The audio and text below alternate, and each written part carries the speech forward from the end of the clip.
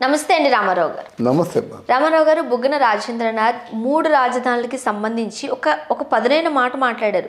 ఎప్పటి వరకు అమరావతి రాజధాని, వైజాగ్ ఇలా చేస్తాము, ఇలా 3 రాజధానుల అంశం మీద వైజాగే అసలు సిసలు ఒకటే రాజధాని అని ఒక కమెంట్ పాస్ చేసేసారు. ఎలా చూడాలి? నేను విశాఖపట్నం నుంచి ఇవాళ వచ్చాను. మనం మాట్లాడినప్పుడు మన మాటలకి అర్థవంతంగా సాక్ష్యం ఆధారం లేకుండా మాట్లాడకూడదు. ఋషికొండను తవ్వేశారు. తవ్వేసి తెలుగుగా ఏం చేశారంటే గ్రీన్ పరదారు కప్పారు.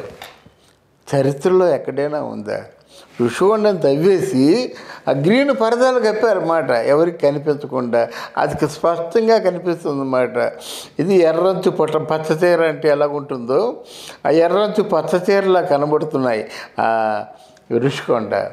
ఎంత దారుణం అమ్మా! అది జాతీయ సంపద. ఎప్పుడెప్పటి నుంచో డెక్కన్నాస్ గోల్డ్, ఇట్లాంటి మోసగాడు ఎన్నో జంజాల సినిమాలు, ఎన్నో బాలచంద్ర సినిమాలు అక్కడ షూటింగ్ అయ్యేమాట. ఎర్రమట్టి దెబ్బలు ఎలాగ ఉంటాయంటే కైలాసంలాగా ఉంటాయి.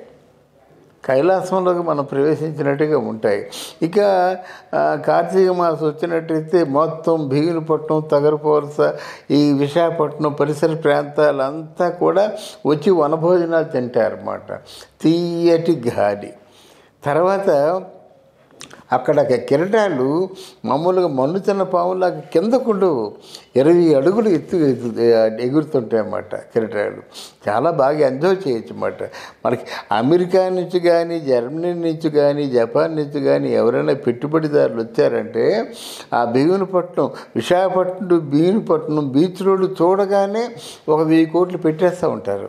ఎందుకంటే అంత ప్రకృతి సౌందర్యం మీకు ఎక్కడా కనిపించదు ఇండియాలో. ఎందుకంటే మన కాళ్ళ ముందు ఉంటుంది సముద్రం. ఇలాగే 20 అడుగులు ఎత్తుకేమో సముద్రం ఎగసి పడుతుంది. ఆ రాళ్ళు కోరేస్తుంటుంది. ఆ రాళ్ళు ఓ పికాసో ఆర్ట్ లాగా మంచి పెయింటింగ్లా తయారవుతాయి. ఏదో మనిషి మొహం చూస్తున్నట్టు, జాంబవంతుడు చూస్తున్నట్టు, ఆంజనేయుడు కొండెత్తినట్టుగా. ఇట్లాంటివి మనం చెక్కడం కాదు, ఆ సముద్రం కోరేస్తుంది అన్నమాట. కోరేస్తుంటే ఫోటో తీసుకుంటారు. ఇది హనుమంతుల్లా ఉందరా, నిజమే హనుమంతుల్లా కొండెత్తినట్టు ఉంటుంది, జాంబవంతుడు ఏదో ఉంటుంది. ఇలాగా న్యాచురల్గా సముద్రం, ఆ తల్లి సృష్టించిన కళా ఖండాలు ఎన్నో ఉంటాయి ఆ సముద్ర తీరంలో. ఎవరైనా బాగా డబ్బు ఉన్న వాళ్ళు వచ్చారంటే 1000 కోట్లు ప్రాపర్టీ ఉండి ఏదైనా పరిసరం పెడదామంటే ఇంకా నిస్సందేహంగా ఆలోచించకుండా పరిశ్రమలు పెట్టేస్తారన్నమాట. ఇది ఇలా ఉంటుంది. బుగ్గన రాజేంద్ర ప్రసాద్ ఎవరండి? మీకు సుప్రీంకోర్టు కూడా ఆర్డర్ ఇచ్చిన తర్వాత నువ్వేదో పిచ్చిగా వాగితే మేమెందుకు దద్దమ్మల్లా వినమంటావా మమ్మల్ని? కోర్టు ముట్టికాయలు వేస్తుంది, ఇటు సుప్రీంకోర్టు కూడా మొట్టికాయలు వేస్తుంది. మీ పనులు మీరు చేసుకోండి, రాజధానికి కావాల్సిన ఏర్పాట్లు చేసుకోండి అని చెప్తుంటే నువ్వు మొండిగా మాట్లాడతావేటి? నువ్వు ఉండవలసింది ఏదో 1.5 year ఉంటావు. ఈ 1.5 yearలో నువ్వేం చేస్తావు? చాలా దారుణంగా ఉందమ్మా. నువ్వు అంతా 1.5 year కంటే ఎక్కువ ఉండవు కదా. అవతలేమో సుప్రీంకోర్టు మీ ఏర్పాట్లు మీరు చేసుకోండి రాజధాని కోసం అని అమరావతి చెప్పింది. పబ్లిక్ ప్రాసిక్యూటర్లు చెప్తున్నారు. ఒక పక్క జనాలంతా ఆ రోజు నుంచి ఈ రోజు వరకు నిరాఘాటంగా నిద్రాహారాలు మానేసి ఒక మౌన దీక్షలో కూర్చున్నారు. అటువంటి వాళ్ళందరినీ కాదని నువ్వు బుగ్గన రాజేంద్ర ప్రసాద్ ఆయన చెప్తున్నావు అంతే. నీ మాట ఎవడు ఖాతరు చేస్తాడు? విశాఖపట్నం రాజధానిగా ఉంచగలవా? ఒప్పుకుంటారు జనం? ఎంతమందిని చంపేస్తావు? విశాఖపట్నాన్ని రాజధానిగా ఉన్నట్టయితే అమరావతిలో ఉన్నటువంటి ఈ ఒక ఉక్కు సంకల్పంతో ఉన్న వాళ్ళందరూ కూడా ప్రాణత్యాగం చెయ్యరా? ఇచ్చిన రైతులందరి పరిస్థితి ఏంటి అనేది ఇప్పుడు అర్థం కాని ప్రశ్నగా మిగిలిపోయింది. ప్రభుత్వాన్ని నమ్మి రైతులు భూములు ఇచ్చారు. సో భూములు ఇచ్చిన దగ్గర ఏంటంటే అభివృద్ధి జరుగుతుంది, మా పిల్లల బతుకులు బాగుపడతాయని. సో ఈ టైంలో విశాఖ మాత్రమే రాజధాని అని అంటే మరి వీళ్ళ పరిస్థితి ఏంటి? వీళ్ళ కుటుంబాల పరిస్థితి ఏంటి? లీగల్గా విశాఖపట్నం రాజధాని ఎవరు చెప్పలేదు కదా. ఇప్పుడు సుప్రీంకోర్టు చెప్పలేదు, హైకోర్టు చెప్పలేదు. మీరు మాట్లాడుతున్నారు. మీరు మాట్లాడితే ఎవడు దీన్ని ఖాతరు చేస్తాడు? విద్యులు ఎవరు ఖాతా చేయరన్నమాట. విశాఖపట్నం రాజధాని అంటే విశాఖపట్నం రాజధాని అంటే 3 సంవత్సరాలు ఎందుకు గ్యాప్ ఇచ్చి ఖాళీగా కూర్చొని తైతక్కలాడతావు? అమరావతి రాజధాని, అంతేగాని నువ్వు అన్నట్టుగా విశాఖపట్నం రాజధాని అంటే మీరు అనుకుంటుంది, మీరు విజయసాయి రెడ్డి మన జగన్మోహన్ రెడ్డి అనుకుంటున్నారు, కానీ విశాఖపట్నం ఇట్టి పరిస్థితుల్లో కూడా రాజధాని కాదు. ఆ విశాఖపట్నం రాజధాని అయినట్టయితే మరి మోదీ గారు వచ్చి మన్ను ఇటుక నీళ్లు ఎందుకు ఇస్తాడు? దేశానికి ప్రధానమంత్రి అయినటువంటి మోడీ గారు దాన్ని ఏమంటే శంకుస్థాపన చేశారంటే దానికి ఏమీ వాల్యూ ఉండదా? ఈ దేశంలో ప్రధానమంత్రి తాలూకు సంకల్పానికే వాల్యూ లేకపోతే ఇంకెవరు వాల్యూ ఇస్తారు? ఏమి చూసుకొని మీకు ఈ ధైర్యం, ఏమి చూసుకొని మీకు ఒక విధంగా గర్వం అనొచ్చు? ఏమిటి దేన్ని చూసుకొని మీకు ఈ గర్వం? హైకోర్టుని కాదంటారా? సుప్రీంకోర్టుని కాదంటారా?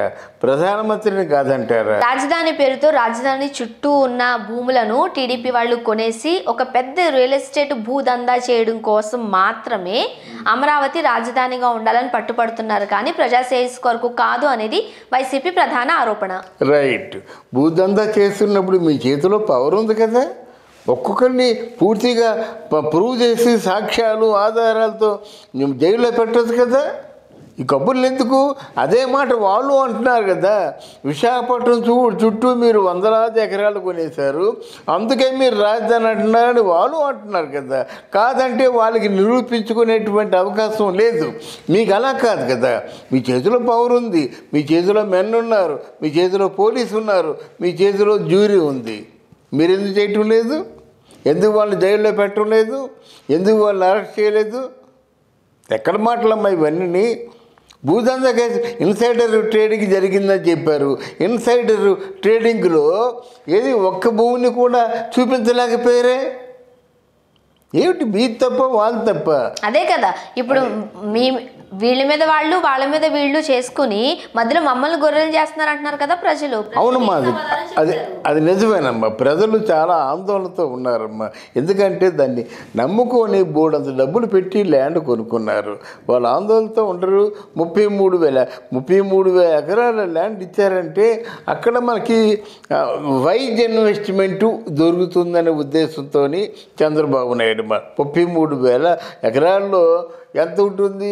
10,000 ఎకరాలు సపోజు రాజధాని నిర్మాణానికి లేకపోయినట్టయితే ఈ క్వార్టర్స్కి అయినట్టయితే మిగతా 23,000 ఎకరాలు కూడా మనకి ట్రాన్స్పోర్టేషన్ మనకి అట్టి బిజినెస్ ఉంది కదా. ఇంటర్నేషనల్ ట్రేడ్ సమ్మిట్లో అడిగిన వాళ్ళందరికీ ఇస్తారు. నీకేం కావాలా? 100 ఎకరాలు తీసుకో, ఇండస్ట్రీ పెట్టు, మా వాళ్ళకేమో ఇంతమందికి జాబ్ ఇవ్వు, మా వాళ్ళకేమో ఇంత జీతాలు కావాలి, 75% వరకు మా వాళ్ళని తీసుకో, ఏదో ఒక ఒప్పందం ఉంటుంది. మళ్ళీ ఆంధ్రదేశం ముందు ఎలాగైతే కలకల్లాడుతూ ఉండేదో అలా కలకల్లాడుతుంది.